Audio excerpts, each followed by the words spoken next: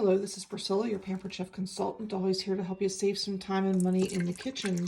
I am making some yogurt today, so I'm going to be pouring in my milk, and I actually use a raw milk, so I know there's nothing added to it that I could get at a local shop.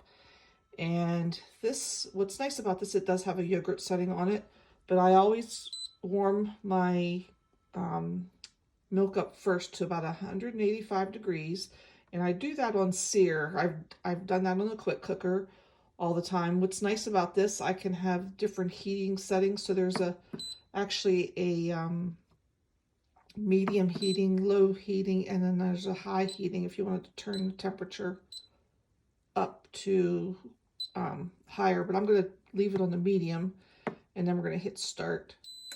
And it usually takes me about 10 to 12 minutes for it to get the temperature, and that's what this is going to be counting down. It'll count down the time on the sear setting, and it goes off if it goes beyond the 19, it's going to go off, so I don't have to worry about like if you would ever forget to leave it on, it's gonna turn off after 20 minutes is the default setting. So while that's going, I will pull out my yogurt starters from the freezer. And what I do for yogurt starters is every time I do a batch of yogurt, I just freeze some. You could do ice cube trays, but I do have our urban freezer trays that we used to carry, and I just use those and put it, a tablespoon into each little well and freeze those, and I pull about 3 out every time I make a batch of yogurt. So they're always on hand. We're gonna let this do its thing, and we'll be back with the next step. Okay, so we're back. I left this cool down to about 110 degrees. I added my yogurt culture to that and stirred it in, put it back. I always pull this out of the multi-cooker. I pull the insert out and let it cool that way. It cools faster. It took about less than an hour, just about an hour's right. So now I'm going to set this for yogurt.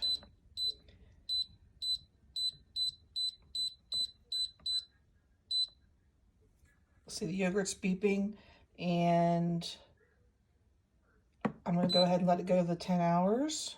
You can set the time to what you want, but I'm going to go ahead for 10, and then hit the button, hold it in for a little bit to start running.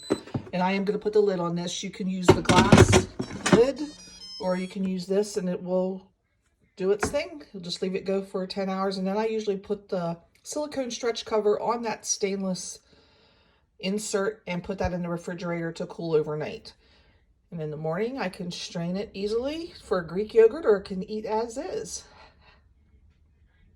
Have a great day, the rest of your day, and we'll be back. Okay, so the timer went off for our yogurt, and I've canceled it, and I'm going to take that out. And even though it doesn't get super hot whenever it's in there, but I'm going to put that in the refrigerator overnight.